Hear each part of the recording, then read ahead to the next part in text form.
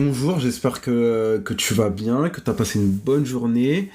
Si tu pourrais du coup te présenter un petit peu rapidement pour ceux qui te connaissent pas. Eh bien, bonjour, je m'appelle Hugo Frénois, donc je suis à la base game designer dans le jeu vidéo, mais voilà, sur mon temps libre, comme d'autres personnes, je fais des jeux de société. Et donc, mon premier qui est sorti il y a pas longtemps, il y a quelques mois, Leaders, édité par Studio H et illustré par Nayad. Et du coup, c'est ton premier projet leader qui a abouti, on va dire, à l'édition. Est-ce que c'était aussi ton premier projet que tu avais lancé en tant qu'auteur? Oui, alors j'avais fait d'autres. J'avais pu dans le passé essayer de faire d'autres prototypes, les tester, etc. Mais c'est vraiment le premier prototype que j'ai abouti et dans lequel je m'étais dit, ben voilà, là ça vaut le coup de le présenter à des éditeurs pour avoir un retour et voir si c'est possible. Donc voilà, c'est mon premier, mais comme je dis de temps en temps, c'est l'expérience du jeu vidéo, de bosser dans le jeu vidéo m'a bien aidé. Il y a pas mal de passerelles, il y a pas mal d'auteurs d'ailleurs qui viennent aussi du jeu vidéo. Donc voilà, ça, à ce niveau-là, j'ai été bien aidé. Du coup, ça t'a quand même, même dans le game design, et t'as fait beaucoup de passerelles, on va dire, entre on va dire tes connaissances en jeux vidéo pour les appliquer aux jeux de société, ou quand même il y a des choses qui s'imbriquent quand même différemment, parce que par exemple dans le jeu de société, il y a le côté manuel, manipulation, qu'il n'y a pas forcément dans le jeu vidéo. Ouais, voilà, évidemment, il y a des connexions et après il y a quand même des différences. En effet, sur le côté manuel d'une part, d'autre part, on va retrouver. Alors, il y a des jeux de société évidemment il y en a quelques-uns. J'imagine que c'est une petite proportion, mais qui vont être, par exemple, en temps réel. Il y a peu de jeux de société, il y en a, hein, mais voilà, il y en a quand même peu en termes de proportion par rapport à ce qui sort, qui sont en temps réel, alors que le jeu vidéo, même s'il y a des jeux vidéo en tour par tour, il y en a beaucoup qui sont en temps réel. Après, on parle d'illustration 3D, animation. Voilà, donc, enfin, l'expérience reste différente. Il faut pas pour autant penser que, évidemment, dès que le jeu vidéo, on joue tout seul, hein, il y a toujours évidemment des jeux multijoueurs, des jeux même on peut jouer ensemble à côté, hein. Mais voilà, en effet, c'est pas la même expérience nécessairement tactile de groupe et voilà, dans le jeu de société, on est responsable en général, dans la plupart, on doit gérer nous-mêmes les règles. Les joueurs doivent connaître les règles, donc le jeu doit être suffisamment accessible pour que les joueurs maîtrisent les règles et puissent faire avancer le jeu. Alors que voilà, le jeu vidéo, il peut y avoir une multitude de règles complexes, des milliers de calculs à faire. C'est assez scripté. Tu peux difficilement sortir du cadre en jeu vidéo, alors qu'en jeu de société, si tu connais pas les règles, tu peux pas jouer vraiment au jeu, quoi. Voilà, on est contraint par les règles. Après, il y a des expériences un peu qui mélangent un peu les deux. On voit des jeux qui sortent avec des applications qui prennent en partie ou complètement la gestion des règles. C'est toujours intéressant et parfois c'est pas facile à catégoriser. Est-ce que c'est un jeu vidéo? Est-ce que c'est un jeu de société? Est-ce que c'est un peu des deux? Après, ça c'est un autre débat. Je pense, voilà, c'est pas le fond du sujet. Je pense, enfin pour moi, en tout cas, ce qui compte, c'est l'expérience finale. Mais voilà, après, toujours des sources d'inspiration. On voit des jeux de société qui sont adaptés en jeux vidéo, des jeux vidéo qui sont adaptés en jeux de société. Et voilà, c'est pas pour autant nécessairement exactement la même expérience, mais on peut voir des liens de filiation et c'est toujours ouais, intéressant. Et du coup, quand t'as créé Leaders, est-ce que t'avais en tête, on va dire, un style de jeu vidéo, ou c'était plutôt vraiment... parce que ça s'approche quand même des échecs, qui est un jeu abstrait, mais en tout cas, moi, j'ai l'impression que Leaders, c'est un jeu abstrait, mais pas vraiment un jeu abstrait en même temps. Je sais pas comment expliquer les choses. Oui, bah alors, en tout cas, c'était l'intention des ce que je voulais essayer de faire avec ce jeu-là. Et là, c'était un des rares où j'avais une vision très, très claire. Après, bon, faut réussir à l'aboutir, c'est un autre sujet. Mais c'était de combiner les échecs, on va dire, le jeu des échecs avec ce côté abstrait, règles simples, profondeur de jeu et voilà matériel, enfin jeu objet presque, voilà, à l'expérience pour moi des MOBA. Alors une partie de l'expérience des MOBA, Dota, League of Legends. Pour moi, ce que je retiens en tout cas, parce qu'il y a tellement de choses qu'on peut prendre en regardant soit les échecs, soit les MOBA. Mais pour moi, ce que je retenais vraiment des MOBA, ce que je voulais combiner avec les échecs, c'était vraiment une galerie de dizaines, voire de centaines de personnages, tous uniques, tous aussi différents les uns que les autres, et très très archétypés, très visuellement aussi qui se différencient bien des uns des autres, voilà, qui permettent d'introduire un univers visuel, graphique aussi très riche, et surtout aussi l'aspect combinatoire en fait qu'on trouve dans les MOBA. Ça va au-delà des personnages. C'est cette idée que il y a une équipe de 5 joueurs contre 5 joueurs, en tout cas 5 personnages contre 5 qui sont tous, comme j'ai dit, uniques bien sûr, mais qui durant l'action. Et là, pour le coup de Dota, Legends, quand on parle de jeux vidéo, c'est un jeu en temps réel. Pour autant, leader, les échecs, c'est pas un jeu en temps réel, mais la manière, on va dire, d'un point de vue mécanique, où j'ai essayé de reproduire cette dynamique de combinaison, d'aspect combinatoire, où en l'espace d'une ou 2 secondes, il peut se passer des trucs complètement fous entre 10 personnages sur une map. C'est de faire en sorte, en tout cas, c'est du tour par tour, mais qu'à son tour de jeu, en tant que joueur, on puisse faire une action avec chacun de ces personnages. Et c'est là où, d'un point de vue combinatoire, on doit se poser la question, finalement, dans quel ordre je vais activer mes personnages et quelle action je vais leur faire faire. Voilà. Et c'est ce qui fait, je trouve, l'originalité du jeu. C'est ça, je suis assez d'accord, parce que ce qui change beaucoup, par exemple, et qui est très intéressant, c'est que tu dois réfléchir pas à un déplacement, mais à la possibilité des 5 déplacements que ton adversaire a.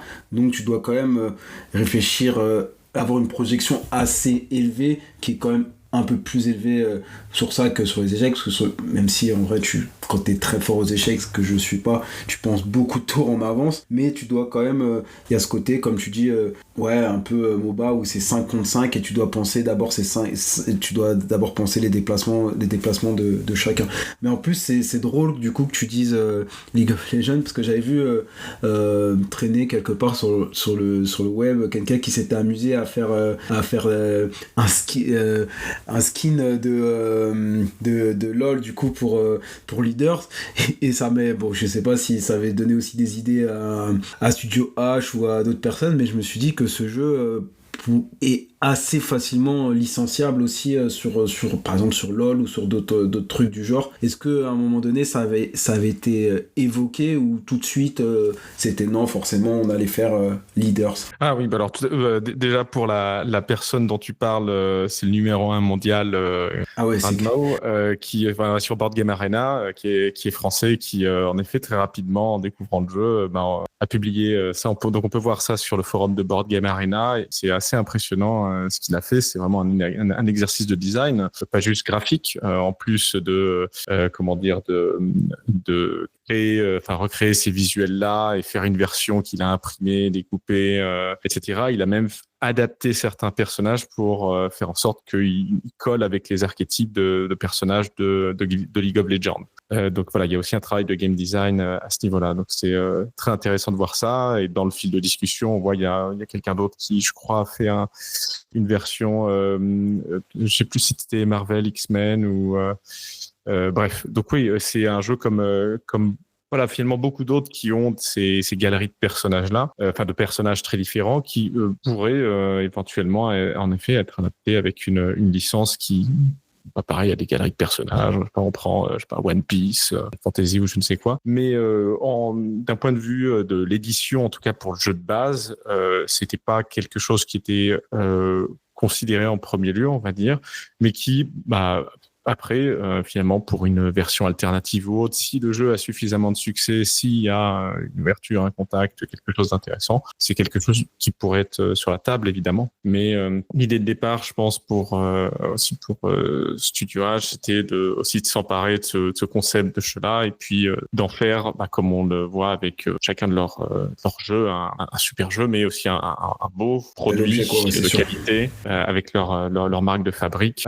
Et je sais pas, donc avoir une licence, je pense qu'aussi ça n'aurait pas été aussi simple, mais aussi intéressant, et ça aurait pu limiter peut-être le public, puisque dès qu'on met une licence, ça va parler aux fans, mais peut-être moins. C'est sûr, c'est à double tranchant, les licences. Voilà, mais on verra, mais c'est génial qu'après d'autres personnes se font leur propre version du jeu, finalement en reprenant des personnages, d'autres licences, Pokémon, pourquoi pas, je ne sais quoi. Voilà.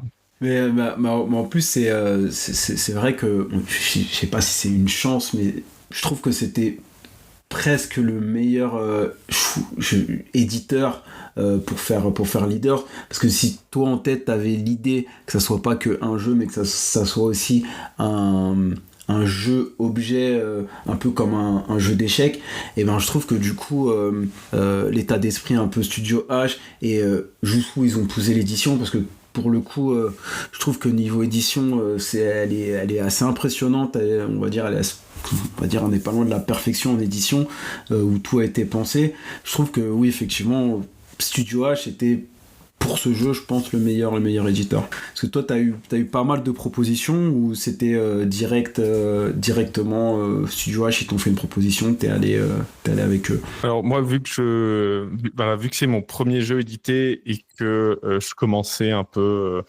à découvrir le milieu du jeu de société, au-delà des jeux en eux-mêmes, mais en tout cas les auteurs, les éditeurs, je m'y suis pas nécessairement bien pris, de la meilleure manière qui soit pour présenter le prototype, et j'ai seulement contacté quelques éditeurs, et parfois pas forcément les bons. J'avais pas encore assez de compréhension sur vraiment ce qu'était un éditeur, ce que recherchait un éditeur. Donc ça m'a pris du temps de trouver le bon éditeur. J'ai eu différents contacts avec d'autres éditeurs pour des bonnes raisons, pour des raisons, peu importe, en tout cas, aimer, apprécier le jeu, mais qui soit par rapport à leur ligne éditoriale, soit par rapport au fait que n'arrivait pas encore à voir comment faire ce jeu un peu objet, ou que en termes de coût, ça pouvait peut-être être compliqué. Ils n'étaient pas encore sûrs de pouvoir s'engager là-dessus. J'avais aussi trouvé un éditeur qui était intéressé, mais ça a pris du temps, encore une fois, pour essayer d'arriver à un contrat. Ça n'a pas pu se faire pour des raisons de changement de stratégie en interne. Enfin, ça, c'est des réalités. J'ai pu en parler avec d'autres auteurs qui arrivent régulièrement. Donc, voilà, je pense j'aurais dû contacter davantage d'éditeurs, et c'est pas une question de quantité nécessairement, mais en tout cas de plus de ciblage, quoi. Les bons au bon moment, bien contacter aussi, c'est-à-dire soit envoyer une vidéo démo ou autre. Enfin, il y a pas mal de ressources et de conseils qu'on peut trouver en ligne, entre autres à travers la SAGE, donc le collectif des auteurs de jeux de société, et qui a entre autres un Discord. Il y a différents collectifs aussi d'auteurs de jeux dans pas mal de grandes villes en France. Là, moi, depuis 3 ans et demi, je suis à Lyon. J'ai pu rencontrer la CAL, le collectif des auteurs lyonnais. On est de 40, 50, 60. On se retrouve dans les bars à jeux à chaque fois, chaque semaine, pour tester les prototypes des uns et des autres. Au-delà de l'aspect playtest, les retours qu'on peut avoir et qu'on peut aussi donner, c'est un lieu d'échange privilégié pour avoir plein d'informations sur les éditeurs, les démarches à faire, le réseau entre guillemets, mais pas d'un point de vue évidemment péjoratif, c'est juste bien comprendre comment ça fonctionne.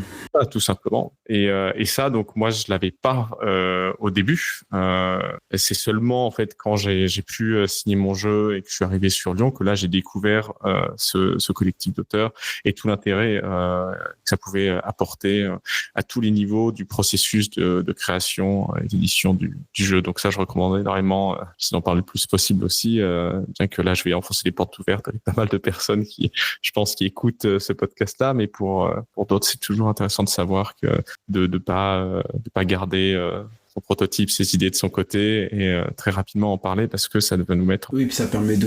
C'est sûr, pas moi par exemple, là depuis peu, je me suis aussi. Je suis à la Livre du coup, qui est la même chose sauf à Paris. Et c'est vrai que ça permet, au-delà du réseau, mais c'est surtout ça permet d'avoir des personnes qui ont un peu le même centre d'intérêt et la même vision créative, et du coup de pouvoir au-delà de tester ces jeux, mais même quand toi t'as pas forcément de jeu, de tester les jeux et de mentalement avoir on va dire mentalement voir comment un jeu évolue, comment un jeu se fait, comment un jeu se casse, se refait. Et en fait moi je trouve en tout cas ça m'a beaucoup apporté du coup depuis que je suis à la LIF, de voir ok j'ai quand même des choses à améliorer, je peux encore aller plus loin, et c'est assez intéressant, surtout quand on débute. Après je sais pas pour, on va dire, pour les auteurs qui sont confirmés, si ils continuent encore à aller dans les groupes d'auteurs, mais en tout cas ceux qui débutent et ceux... À Lyon, je peux voir qu'il y a toujours des auteurs confirmés qui viennent, qui passent, pour faire toujours tester leur prototype, pour voir aussi ce qui se fait d'autre, pour discuter. Donc il y a vraiment de tout, et moi j'y vais, j'essaie d'y aller assez régulièrement, que j'ai des prototypes ou pas, parce que c'est toujours un super exercice déjà de tester les prototypes des autres. On doit faire un travail critique, ne serait-ce que même sur la manière dont nous-mêmes on joue, on appréhende les règles. Donc ça, pour le coup, moi, c'est très très intéressant. L'autre aspect en plus, même si j'ai pas de prototype, quand je reviens de ces soirées-là, c'est un super boost après pour me dire la prochaine fois, ou alors mais en tout cas me dire c'était génial de partager ce moment-là, de découvrir ces jeux qui sont tous différents. Il y a des jeux, je sais que moi je serais pas du tout capable de faire ce genre de jeu-là, mais ça me pousse plus à rechercher encore plus moi ce que j'aimerais faire. Et il faut vraiment pas avoir ça peut être difficile au début, mais le syndrome de l'imposteur, de se dire mon prototype est pas encore prêt, ou je devrais attendre, ou alors non, c'est vraiment profiter de cette occasion-là pour faire tester le jeu à d'autres auteurs. Il y a de tout, et puis c'est là où il faut savoir prendre des pincettes, évidemment. On peut jamais faire un jeu qui sera bien pour tout le monde, mais en tout cas il y a plein de retours intéressants à récupérer, et c'est ce qui nous fait avancer avancer sur la réalisation de ce prototype-là. Voilà. Donc, oui, c'est sûr. Et du coup, toi, tu disais du coup que tu venais avec d'autres protos. Ça veut dire que là, tu travailles sur d'autres projets de jeux en ce moment? Ouais, alors c'est pas mal de concepts, mais un concept, ça peut être un truc qui tient en une page ou quelque chose de beaucoup plus avancé, mais pour autant pas encore des prototypes que je peux faire tester. Là actuellement, je suis sur un prototype, qui prend un peu de temps. Et à côté de ça, je suis aussi sur la première extension de Leaders, donc pour introduire des nouveaux personnages. Donc là, on est en phase de playtest, d'affinage, et puis Nayad là, est en train de nous faire des super persos. Voilà. Du coup là, les persos, les nouveaux persos sont loqués. Il y en aura 3-4 de nouveaux, ou ça sera juste on va dire en quantité, il y en aura beaucoup de nouveaux qui vont remplacer ceux qui sont là, ou ça va être juste des choix, plus de choix dans le draft. Bon, Studio H va pas tarder à communiquer là-dessus normalement, mais en tout cas, ce que je peux dire, c'est qu'on va introduire des nouveaux personnages. On va pas en introduire 16 autres. Ça fait, c'est trop, c'est trop Et d'un puis coup. même en termes d'équilibre, c'est compliqué. Dès qu'on introduit un personnage, ça peut casser ton équilibre. Voilà, c'est assez sensible, donc on va y aller étape par étape, petit à petit, sachant que le jeu reste quand même un jeu assez abstrait. Par exemple, si j'ai très peu, enfin, non, comment dire, il n'y a pas du tout de stats. Les persos n'ont pas de points de vie, de coups, de points d'attaque ou autre. Donc, toutes ces variables-là qui pourraient être utilisées pour créer beaucoup de persos, parce qu'il suffit entre guillemets, mais de les faire varier. Voilà. Tout ça, il n'y a pas un perso, il est seulement défini par sa compétence. Sur un jeu abstrait avec un plateau comme ça, c'est difficile de créer plusieurs dizaines de personnages. Donc autant là quand on parlait des MOBA, League of Legends et Dota, entre autres, là on peut en théorie imaginer plus d'une centaine de personnages. Continue d'en sortir chaque année. Autant pour Leader, on en a 16 de base. Si on arrive à en faire autant, c'est déjà assez incroyable si en gardant le jeu équilibré, toujours jouable, intéressant. Donc l'idée ça va être d'introduire des nouveaux personnages suffisamment pour renouveler un petit peu l'expérience, mais et mettre à jour un peu ce qu'on appelle la méta, les stratégies découvertes du jeu, mais pas tout chambouler non plus, parce que dans ce cas-là, on se retrouve un peu perdu, ou c'est plus le même jeu, c'est un tel changement que c'est c'est ce que je me dis, que on va dire, c'est quand même assez compliqué, parce que j'imagine déjà rien que pour ces 16, même si pour moi, après c'est mon état d'esprit de l'équilibrage. L'équilibrage pour moi ça veut strictement rien dire. Le plus important c'est qu'on ait l'impression que ça soit équilibré. Si c'est pas 100% équilibré, en vrai c'est pas trop grave, en tout cas pour moi. Mais que vous avez dû faire beaucoup d'essais pour, par exemple, je dis n'importe quoi, quand on prend ce personnage là, faut pas que la personne qui prend ce personnage là gagne tout le temps, sinon c'est pas intéressant. Et du coup essayer de trouver l'équilibre des équipes, ça a dû prendre un temps assez fou, quoi, j'imagine. Oui, ça demande pas mal de playtest à ce niveau-là. Après coup, là, vu que le jeu est sorti, le jeu est ensuite sorti sur Board Game Arena, il y a des dizaines de milliers de parties qui ont été jouées. GGA, ça donne beaucoup de data aussi, j'imagine. Voilà, alors les data pour récupérer ça sur Board Game Arena, c'est un autre sujet, c'est pas aussi simple que ça. Mais ne serait-ce que avoir des centaines de joueurs, des milliers de joueurs qui jouent au jeu, et dont certains vont y jouer, vont faire des centaines de parties, va se mettre en place d'une certaine manière une méta du jeu, des stratégies dominantes. Et là, donc, on peut plus facilement voir, parce que on est sur un groupe de joueurs très important, on est sur des centaines, voire des milliers de joueurs. Et ça, c'est quelque chose qui est pas vraiment possible à faire juste de son côté, en tant qu'auteur prototype, ou même alors du côté éditeur, ça peut, j'imagine, ça peut aussi se faire, mais ça va demander d'une part beaucoup de temps pour faire tourner le jeu, ou alors faut utiliser des outils tels que Board Game Arena, et c'est ce que là pour le coup on fait pour la première extension. On joue avec les persos de l'extension pour avoir davantage de data. Mais après, l'équilibre parfait, c'est pas le but de l'atteindre, mais en effet, on veut pas qu'il y ait de stratégie dominante, de persos hyper cassés. Pour autant, il y aura toujours, c'est pas qu'il y aura toujours, mais il y a des persos qui vont être plus efficaces que d'autres. Dans certaines situations, ça sera contextuel. Et il y a des persos aussi. Il y a un perso, par exemple, la Némésis, ça c'est quelque chose après coup. On le voit. C'est un perso qui a été est très peu joué et n'est principalement joué d'ailleurs que par les débutants. Le pouvoir, le visuel des personnages est très intéressant. On a envie de le tester, de voir ce qu'il y a à faire, mais il est considéré tout simplement comme un très mauvais perso, un perso à ne pas prendre. Et ça, c'est d'une certaine manière, enfin pas d'une certaine manière, c'est un peu un échec là pour le coup de ma part.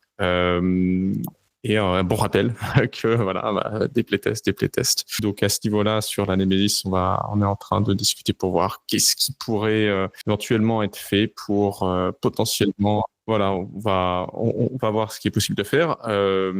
Une des possibilités, tout simplement, c'est que c'est tout l'intérêt des extensions, de rajouter du nouveau contenu, c'est que en rajoutant d'un coup, il peut y avoir un nouveau personnage qui va potentiellement rendre d'autres personnages beaucoup plus intéressants. Et d'autres potentiellement moins. Donc voilà, ça, ce problème de cette Nemesis, entre autres, c'est quelque chose qui a été identifié. Dans le jeu vidéo, c'est très simple. Pour faire des mises à jour, il suffit de faire des patchs. Ça, Là, c'est plus compliqué de faire un patch sur... quoique, par exemple, c'est sur Dead Cell, il y avait des petits bugs d'équilibrage, et ils ont fait une sorte de patch. Après, bon, faut mettre des autocollants, mais ça fonctionne aussi, quoi. Oui, voilà. Donc ça, c'est en tout cas un sujet qui est ouvert, voilà. Et qui, enfin, pour moi, est très très important, et pas juste pour moi. Je le vois avec les joueurs, en tout cas les joueurs à haut niveau, entre guillemets, hein, qui sont très engagés dans le jeu, qui veulent jouer de manière compétitive et avoir une expérience de jeu assez, en tout cas, équilibrée, on va dire. Ces joueurs-là, voilà, on souhaite en tout cas que tous les personnages aient un intérêt à être joués. Jusqu'à maintenant, ce personnage-là, la Nemesis, très clairement, reste sur le banc. Et c'est dommage. Donc on va essayer de corriger ça. Tu vas essayer de trouver un... Après, ça, oui, en vrai, ça peut te faire de plein de façons, parce que tu peux, si tu rajoutes, comme tu disais, un personnage qui est, on va dire, une sorte d'allié, ou si t'as les deux, ça peut devenir très fort. Ça peut aussi, du coup, lui donner, on va dire, une force, ou même juste l'upgrade. En vrai, il y a plein de solutions de game design possibles, j'imagine. Et toi, est-ce que, parce que j'ai l'impression, comme tu disais, avec tous les tests de board game ou sur BGA, ou même toute la communauté de joueurs qui est en train de te construire, et aussi, on va dire, leaders et même Studio sont en train, on construit par exemple le pack tournoi et essaye de vraiment créer quelque chose autour de ce jeu, on va dire assez communautaire. Est-ce que c'était déjà l'idée de base d'avoir un jeu hyper compétitif, hyper pensé tournoi, ou c'est venu dans la phase de développement où vous vous êtes dit ah ouais, en fait là on a quelque chose qu'on doit pousser à fond dans cette direction?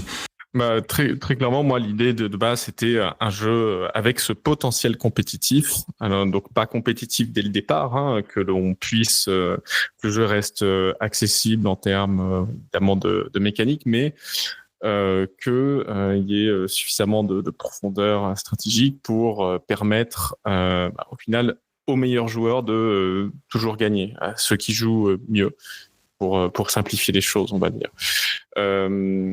Et donc, je reviens encore une fois aux échecs. Bon, c'est le cas aussi pour les MOBA. Hein. Il y a des équipes professionnelles qui jouent à ce niveau-là. C'est ce concept, voilà, dans un duel, en tout cas, voilà, le meilleur, la meilleure gagne. Mais que l'on gagne ou que l'on perde, en fait.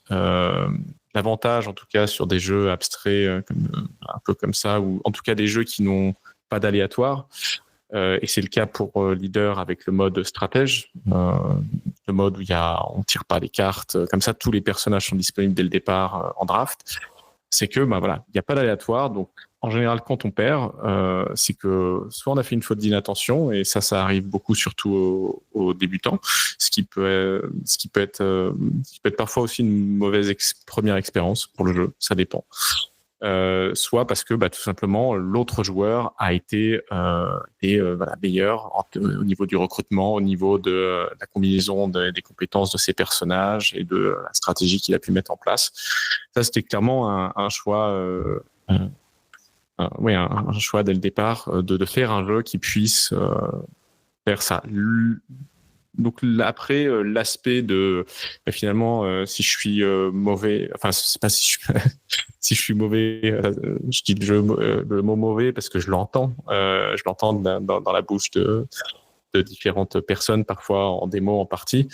C'est pas mauvais, c'est débutant, après novice et ainsi de suite. C'est on découvre le jeu. C'est sûr que jouer à ce jeu-là contre quelqu'un qui a un énorme niveau, ça peut, selon les profils, totalement nous dégoûter du jeu. Mais là, ensuite, c'est potentiellement la responsabilité de la personne qui joue de comprendre que c'est un jeu qui requiert quand même beaucoup de qui requiert des compétences, de l'expérience, comprendre bien les dynamiques du jeu. C'est pas juste comprendre les règles, mais sur une première partie, on connaît pas. C'est difficile de comprendre la dynamique de jeu. Donc c'est quelque chose qu'on va découvrir au fur et à mesure. L'avantage, c'est que quand même les parties, sur les premières parties en tout cas, sont assez courtes, donc on peut très facilement se dire bon allez, on en refait une autre. Mais ensuite, la responsabilité, qui est beaucoup plus difficile parfois, qui peut être difficile à se rendre compte, c'est la responsabilité du joueur aussi qui a un meilleur niveau. Quel intérêt d'écraser quelqu'un qui débute? Au contraire, il faut lui prendre la main.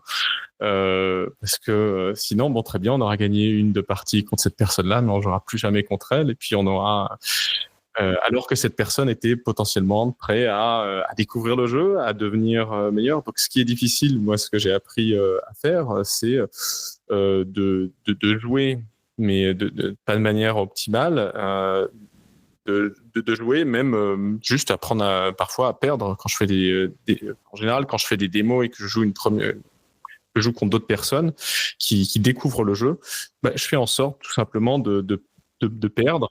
Je crée des opportunités, des mini-puzzles pour que les joueurs puissent découvrir et voir comment les mécaniques, que ces joueurs aient des situations intéressantes pour pouvoir expérimenter les mécaniques des différents personnages.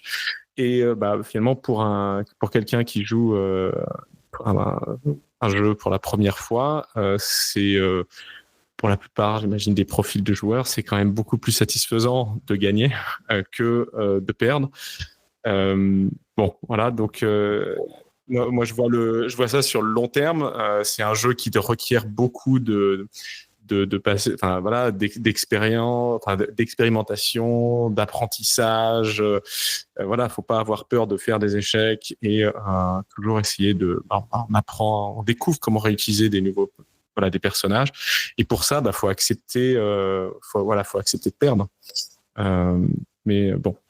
Oui, c'est sûr que déjà sur Leaders, il y a une courbe d'apprentissage énorme. Après, moi, si je joue contre toi et tu me laisses et on me laisse les opportunités et que je gagne, mais je sais que l'autre joueur a laissé les ouvertures, je me dirais je sais pas si je suis vraiment bon ou si j'ai appris. Parce qu'on va dire, moi je fais ça quand j'ai envie de me coucher tôt à mon fils, où je lui dis allez tiens, je vais te laisser la petite ouverture, tu vas gagner, tu vas être content. Et après, est-ce que c'est explicite, est-ce que c'est implicite ou pas? Et puis après, moi parfois je dis très bien, je dis comment est-ce que vous voulez que je joue dans ce cas-là? Est-ce que vous voulez que je sois intraitable? Et donc là, et parfois je peux perdre, c'est tout simple. Moi ça m'est arrivé, des fautes d'inattention, l'autre manière de perdre, c'est ça aussi. Oui, c'est sûr, c'est d'autant plus amusant. C'est une bonne piqûre de rappel pour se dire toujours faut pas se reposer sur ses acquis. Mais oui, après avoir, l'avantage, c'est que vu que les parties sont censées être quand même assez courtes, en tout cas que ça va pas prendre en général, ça prendra pas 1 heure. À même niveau, ça peut prendre 1 demi-heure, voire 3/4 d'heure, en prenant le temps, vraiment réfléchissant, et qu'on arrive bien à se contrer les uns les autres. Ça peut aboutir à beaucoup plus de temps. Mais sinon, Si un joueur perd une première gagne sa première partie et voilà commence à se vanter ou à me dire finalement ouais, tu m'as laissé gagner et tout, bon bah là dans ce cas-là je lui propose la prochaine partie. Okay. Dans ce cas-là je joue je suis intraitable, ou alors je joue moi à quel niveau tu veux que je joue, mais il y a aucun, encore une fois voilà, faut pas c'est comment dire, c'est très particulier voilà, c'est ambivalent. D'un côté, on a envie de gagner, et d'un autre côté, quand on gagne, si ça paraît trop facile, on n'est pas content. Bon, c'est quelque chose qui aussi est connu dans le jeu vidéo. Ouais, la gestion de c'est la courbe d'engagement, pour être sûr que c'est ni trop facile, ni trop difficile, que ce soit ni frustrant, ni ennuyant. Donc voilà, faut trouver comment rendre l'expérience intéressante. Et si on est l'une des deux personnes autour, ou même pas juste l'une des deux personnes, sur d'autres jeux de société, moi c'est un peu mon type de profil de joueur. Dès que je joue à un jeu, sauf exception, j'aime bien que l'expérience se passe bien, que ce soit bien pour tout le monde.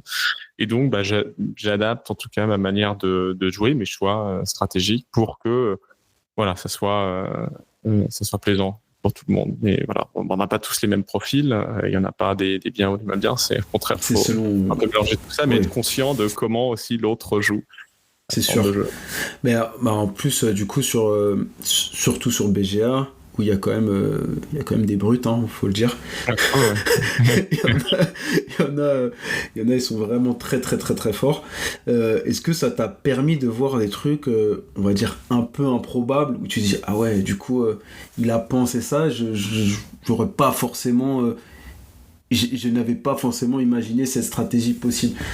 Oui, pour le coup, dès que le jeu est sorti sur BGA, qu'il y a eu beaucoup plus de parties, d'un point de vue, ma vision méta de la méta du jeu a pas mal évolué sur les meilleurs personnages, en tout cas prendre selon à quel moment de la partie on les recrute. Sachant qu'on a 4 recrutements durant les 4 premiers tours. Il y a des personnages qui sont beaucoup plus intéressants à prendre en début de partie, et d'autres en fin de partie. Donc à ce niveau-là, voilà, sur le recrutement déjà, ça c'est quelque chose qui est assez visible pour voir quels sont les persos les plus recrutés, les moins recrutés. Et ensuite sur la manière de jouer, oui, il y a des situations des manières de jouer. Moi j'ai un jeu plutôt agressif. Et le jeu, je pense, a été un peu conçu comme ça pour pas que ça dure.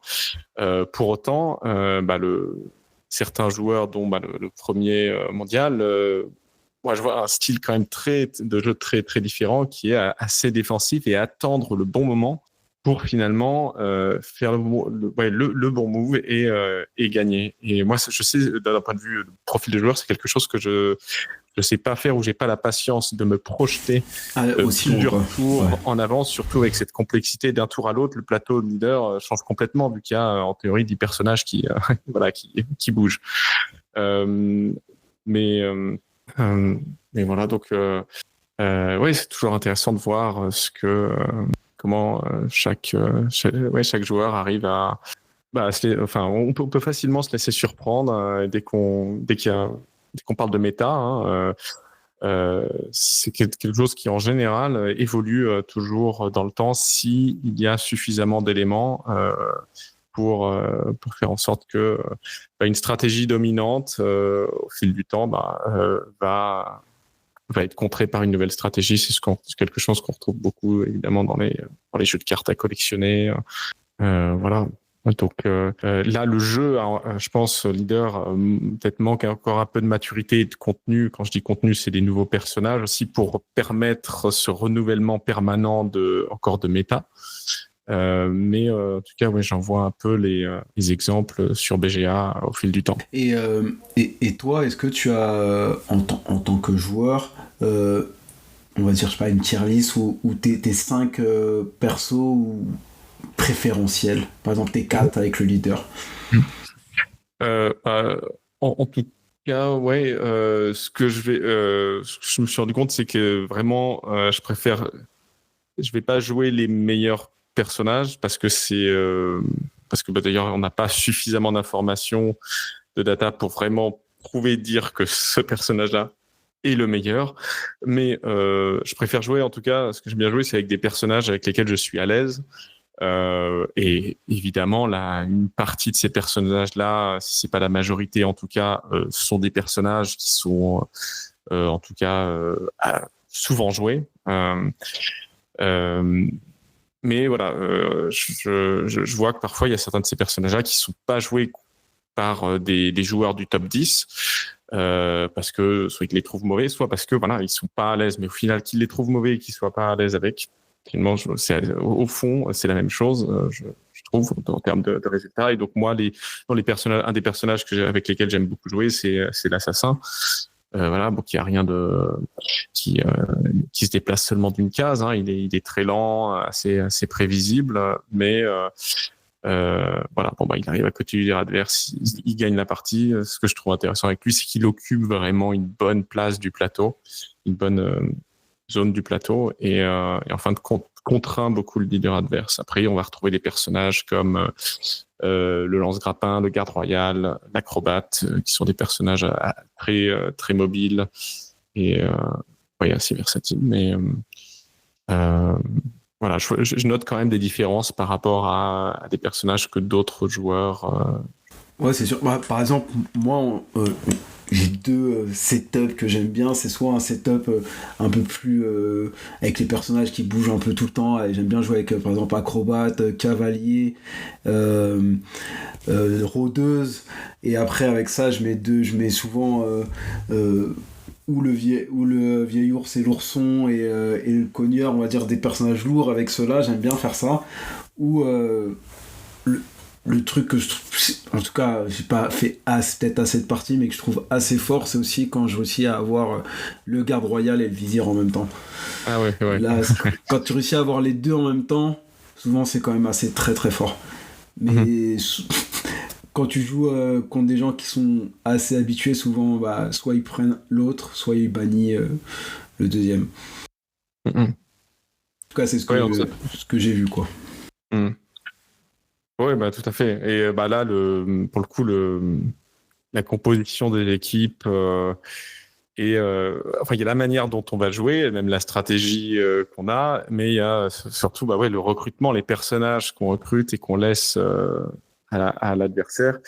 Et ça, c'est une autre compétence, une autre expérience à développer, au-delà de je mets bien entre guillemets, mais de jouer efficacement pour mettre en place une manière de gagner. Il y a vraiment finalement le recrutement. Hein. Qu'est-ce qu'on laisse à l'adversaire? Qu'est-ce qu'on recrute?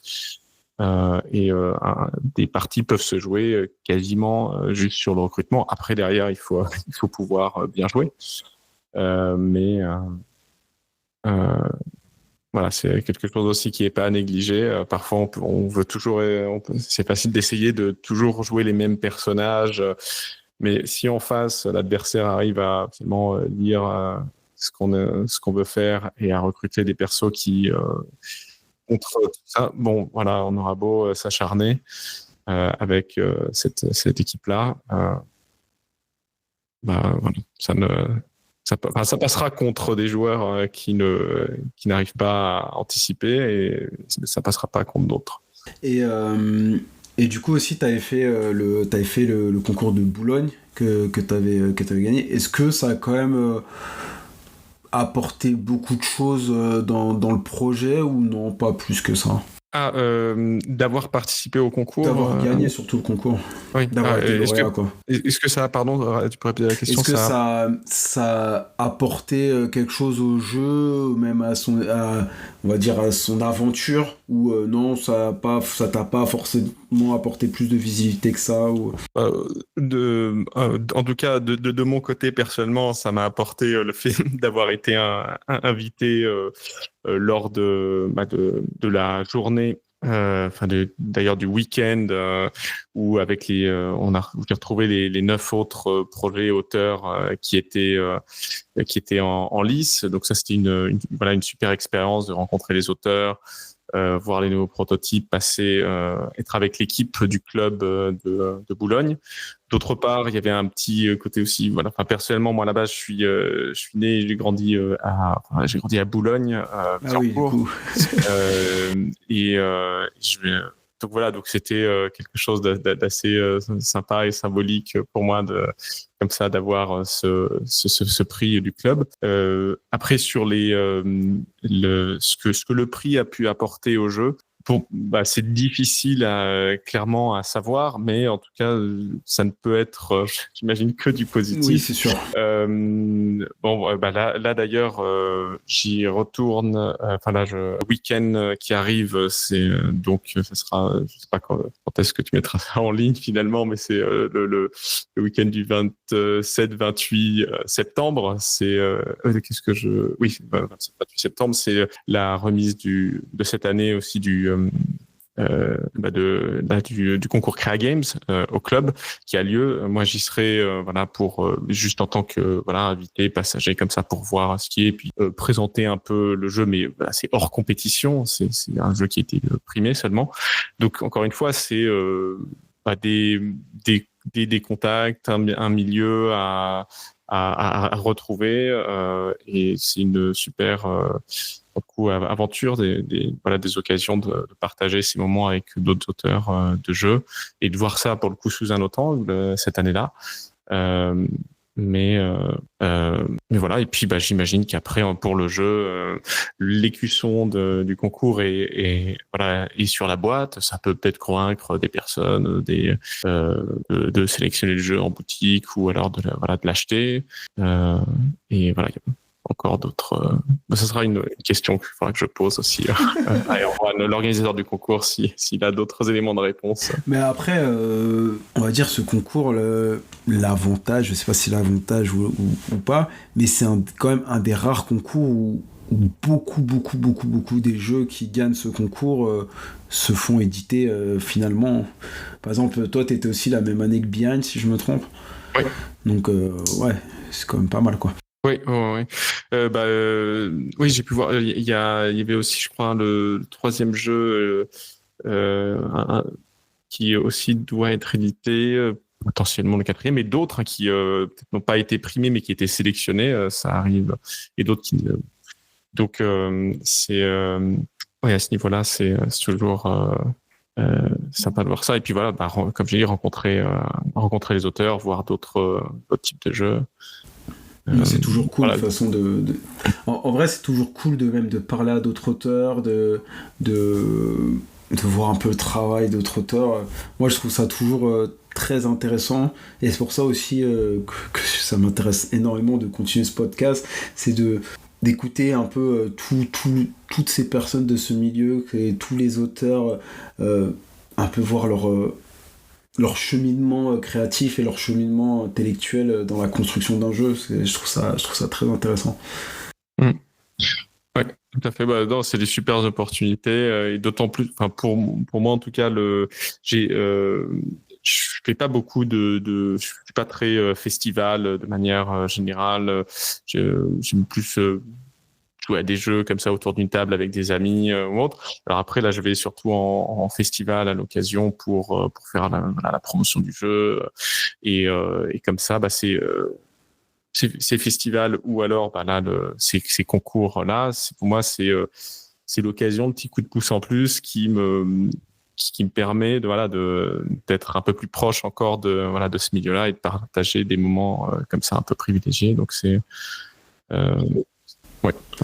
Mais pour revenir sur le festival, moi, tu m'avais assez impressionné quand même à Cannes, parce qu'à chaque fois que je passais ou je traversais dans le stand, tu étais genre tout le temps là et toujours disponible pour présenter, on va dire, Leaders. T'étais vraiment à fond, et j'avais trouvé ça, on va dire, investi dans le projet, quoi. D'un côté, c'était sur l'invitation de Studio H, pour le coup, c'était l'occasion d'avoir aussi le point de vue d'un éditeur sur un salon aussi grand que Cannes. Quelle était l'expérience d'être être sur ce stand-là avec les autres personnes qui faisaient les démos aussi des autres jeux et du jeu leader. Donc voilà, super expérience. C'est mon premier jeu. J'espère qu'il y en aura d'autres, on verra. Mais là, il ne tient principalement qu'à moi, en tout cas. Mais c'était aussi finalement l'occasion de découvrir ça. Et puis tout simplement, en fait, à défaut d'avoir d'autres prototypes à l'époque, des rendez-vous ou autres, ou cette envie de découvrir, de jouer à des dizaines de jeux sur le salon. Tant qu'à faire, moi, je préférais, mais voilà, d'un point de vue personnel, je préférais être vraiment sur le salon à faire découvrir le jeu et discuter avec d'autres personnes. On verra si dans le futur, avec d'autres jeux, j'aurai encore cette même envie, passion, je ne sais quoi. Mais là, pour le coup, c'était pareil, super expérience de voir ça. Et puis même, c'est quand même très cool. Bon, moi, ça ne m'est pas encore arrivé, mais j'imagine rien que la réception de ton produit, de ton jeu fini, de voir tous ces gens autour d'une table jouer à ton jeu et ça doit être quand même hyper gratifiant et tu te dire ah ouais quand même c'est un cool truc que j'ai fait, j'ai envie de pas en rater une miette en fait. Ouais, là surtout pour pour ce premier jeu. Et donc là, j'en profite encore une fois pour chapeau bas et remercier à la fois Nayad pour le travail d'illustration incroyable des Studios H pour le produit, la direction artistique et tout l'engagement qu'ils ont mis à faire ce jeu-là. Pour preuve que le produit, le mot produit là pour le coup était vraiment génial. Bon, j'imagine que ça arrive aussi sur plein d'autres jeux, mais pour moi à Cannes c'était la première occasion que j'avais de faire une séance de dédicace avec Nayad à côté. Et je me souviens il y avait peut-être je pense que une personne sur trois à peu près qui passait avait acheté le jeu sans même y avoir joué en fait, alors qu'on avait un stand avec 8 tables de jeu, mais parce que la boîte, toute la direction artistique, alors il y en a certains qui ont peut-être dû voir le jeu en dehors aussi là sur les tables, et puis le prix, voilà, s'il faut dire, c'est que c'était tellement attractif, et derrière Nayad qui est là pour dédicacer le jeu et tout, voilà, donc encore une fois super expérience de partager à ce moment. On va essayer de faire en sorte qu'il y en ait d'autres, mais voilà, retour. Ok, bon cool, du coup on va passer à la deuxième partie du podcast. Du coup je vais te poser des questions et ça va être un peu tu vas devoir me donner des jeux, des noms de jeux qui correspondent un peu aux questions. Du coup la première question c'est qui est un peu le nom du podcast, c'est quel a été ton premier lancé, c'est-à-dire quel a été le jeu ou les jeux qui t'ont un peu fait rentrer dans ça en tant que joueur. Alors, ça dépend à quel niveau, enfin à quelle période on se situe. J'ai eu le droit au classique, je pense comme pas mal de monde, Monopoly, Risk et tout. Mais parmi les jeux entre guillemets modernes, on va dire, j'ai eu droit. Alors c'était aussi bien le loup-garou que le Jungle Speed au scout. J'ai fait du scoutisme.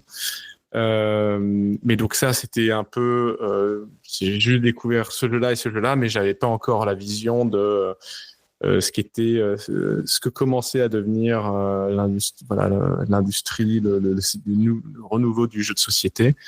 Mais là où ça a vraiment apparu, c'était quand j'ai découvert à la fois, j'avais acheté 2 jeux, c'était Munchkin et Citadel. Et donc là, c'était vraiment une découverte d'une nouvelle porte qui s'ouvrait sur ce que pouvait être le jeu de société. Et suite à ça, derrière, ça a suivi avec les aventuriers du rail, Mundus Novus et d'autres jeux comme ça. C'est là où je me suis intéressé Ah ouais, j'ai un peu plus creusé le jeu de société. En étant à l'époque à Boulogne, c'est là où j'ai découvert le concours du club. J'étais même allé voir une remise de prix une année où j'allais au musée de la carte à jouer. Donc pareil, ça c'était intéressant. C'est ce qui plus tard m'a mis la puce à l'oreille pour participer au concours dès que j'avais enfin un prototype intéressant. Voilà. Et y a-t-il du coup d'autres jeux qui ont un peu marqué ton parcours de joueur, on va dire des jeux, on va dire aujourd'hui que tu apprécies encore grandement? Ça va surtout être ce que j'aime bien au niveau des jeux, c'est de les faire découvrir à de nouvelles personnes qui soit n'aiment pas le jeu de société, c'est juste qu'ils sont pas tombés sur les bons jeux avec les bonnes personnes en général. Donc c'est surtout ces jeux-là que je vais apprécier ressortir. Donc il y a les Aventuriers du Rail, il y avait Quarto, j'avais découvert il y a assez longtemps, je sais pas 15-20 ans, que j'avais trouvé impressionnant de par sa simplicité, le twist incroyable de dire que tu récupères, c'est toi qui choisis la pièce que l'adversaire va jouer. Je trouvais ça un peu fou comme concept, comme règle d'un jeu abstrait, tout simple, mais donc il y avait ce jeu-là et parmi Dixit aussi, je trouvais ça c'était un des premiers jeux où j'avais pu faire jouer mes parents et d'autres personnes qui pour elles le jeu de société c'était Risk, Monopoly, ou c'était des trucs trop compliqués, des jeux de cartes avec plein de stats, des Warhammer et compagnie, quoi. Donc voilà, en parlant des jeux de cartes avec plein de stats et les Warhammer, ça aussi, ça a été quelque chose pour moi, Magic et Warhammer, qui aussi, je pense, m'ont aussi bien marqué. Donc, oui, voilà, et pour ce jeu. Et puis, c'est Seven Wonders en termes sur la mécanique de draft, et avoir l'expérience de civilisation, mais si condensé juste avec des cartes. Et avoir une profondeur, une efficacité aussi forte, quoi, aussi avec si peu, quoi. Et aujourd'hui, y a-t-il un jeu que tu sors encore fréquemment, on va dire le jeu que tu joues le plus aujourd'hui?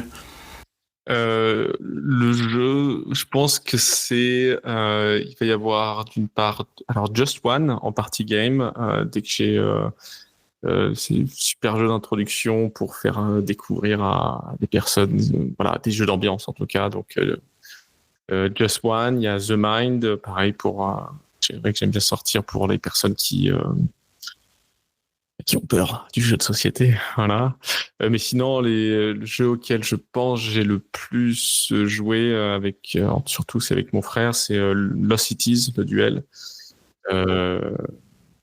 Donc ouais, voilà, vraiment, je crois que c'est celui-là que. Et y a-t-il un jeu, je sais pas, qui est pas encore sorti ou que t'as vu passer qui t'intéresse grandement, ou que tu diras ça a l'air cool, même en termes de thème, de mécanique, ou je sais pas. Il y a alors il a fait pas mal de buzz depuis je pense Cannes dernier ou autre. Moi j'avais joué au prototype de Tech Time qui va sortir chez Libellule et j'avais trouvé ça aussi incroyable, de part parce que je sais que ce jeu-là, je pense que ça va être génial pour que je fasse découvrir encore une fois à des personnes qui le jeu de société, non, voilà, c'est pas leur truc.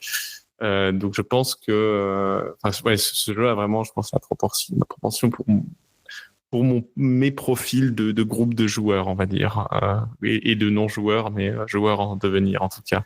Celui-là, je l'attends beaucoup, et puis après il y a l'extension de Château Combo, si qui est attendu, voilà. Ok, bon cool. Bon, on va arriver du coup sur la dernière partie qui est un petit jeu. Tu arrives du coup sur une île déserte. Sur cette île déserte, il y a d'autres tout seul. Et t'as le droit de ramener 5 jeux. Quel jeu tu ramènerais sur cette île déserte? Alors, enfin, je sais pas si ça compte, mais un jeu de cartes au cas où, ça peut toujours servir. C'est ça, il y a beaucoup de jeux. C'est en bonus. Mais sinon, ouais, ça va être assez classique, mais je pense alors Jungle Speed déjà, île déserte, faut voir, mais je me souviens, j'avais fait un voyage en Chine et j'avais pu y jouer dans le train avec des enfants sans pouvoir communiquer verbalement, juste en leur montrant, voilà, c'était possible très rapidement. Moi, Jungle Speed, j'ai des très mauvais souvenirs, surtout mes mains.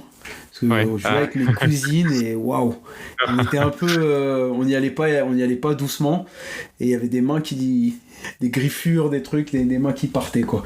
Ouais, bah, ça c'est, moi je suis pas du tout compétitif, mais Jungle Speed c'est probablement quasiment le seul jeu où là pour le coup ouais je joue à fond, hein. Donc voilà, il y aurait ce jeu-là et ouais, ensuite je pense que ça va être beaucoup des classiques, enfin classiques, pas de grande surprise, mais il y a les Aventuriers du Rail. Pour moi, je dis, mais je me dis plus à moi-même, hein, voilà, pas de critique, mais c'est un peu, pour moi, c'est le Monopoly moderne. Toutes les familles devraient brûler leur Monopoly et puis le remplacer par les Aventuriers du Rail. Alors c'est faux, enfin c'est faux, c'est chaque personne doit avoir son propre jeu. Ouais. Voilà, y a plein d'autres jeux qui seraient meilleurs pour différentes personnes, mais voilà, c'est ma simplification en tout cas sur ce jeu-là. Et puis il y a Dixit, Quarto, et après le dernier, le dernier, qu'est-ce que tu me conseillerais dans ce cas-là, à prendre un 5e jeu? Bah, au pire, tu prends tu prends le plateau de leader et tu crées des extensions et comme ça. Ah. Je te donne du travail sur cette île. Voilà. Bon, oui, en effet. Pour le coup, ouais, c'est une autre expérience de créer des jeux, mais j'avoue que c'est ce qui m'intéresse plus que jouer, même si partager les moments et jouer. Enfin bon, c'est deux expériences différentes, mais autant je pense que je pourrais passer plus de temps à imaginer des jeux que à y jouer en fait. Mais voilà, bon, c'est un équilibre à trouver. Après, ouais, je suis d'accord avec toi que ouais, c'est aussi, je pense, après je sais pas, mais important de jouer un petit peu pour voir un peu les mécaniques, ce qui est, on va dire, se nourrir, apprendre, même si forcément pas faut jouer tout le temps, mais d'apprendre un petit peu pour pouvoir après créer. Je pense, en tout cas, moi je sais que dans mon métier, j'ai dû beaucoup me nourrir avant de sortir des trucs de plus en plus qualitatifs, quoi. Oui. Et je pense qu'on tient aussi en vrai. Oh, totalement, hein. C'est en termes de sources d'inspiration. Pour le coup, ça serait c'est y jouer pour trouver de l'inspiration. Après, il y a y jouer pour juste profiter du moment avec ses amis et d'autres personnes. Génial aussi. Mais voilà, voilà. C'est génial. C'est ce que toi aussi tu fais. Pour le coup, là, avec les projets que oui, c'est sûr. Après, moi, à la base, j'étais quand même assez gros joueur. Donc, assez gros joueur. Je joue quand même... je joue pas mal. J'ai été piqué depuis, on va dire, une dizaine d'années. Et là, ça fait 5-6 ans où je veux essayer le maximum de jeux. Et ça fait, du coup, ça fait, comme je te disais, en off, ça fait à peu près 1 an que je me suis lancé dans la création. Et là, ouais, je pense que je crée plus que je joue maintenant. Parce que j'ai toujours cette pique. Je sais pas si ça te fait ça, mais quand t'as des idées, tu rebondis, tu mets de côté. Après, tu reviens plus tard, tu dis, oh, ça, je vais le mettre avec ça. Et puis tu continues. Et le conseil qu'on m'avait donné, c'est que, en fait, quand t'as une idée, même si tu penses qu'elle est nulle, en vrai, fais-la et puis tu verras. Ouais, toujours intéressant de la tester et de la noter après quelque part, parce que après, il y a toujours moyen de l'oublier et finalement d'y revenir. Donc, c'est toujours intéressant de garder une trace. Moi, par exemple, pour les personnages de leader, j'ai un fichier Excel avec, je sais pas, de 200, 250 versions de personnages.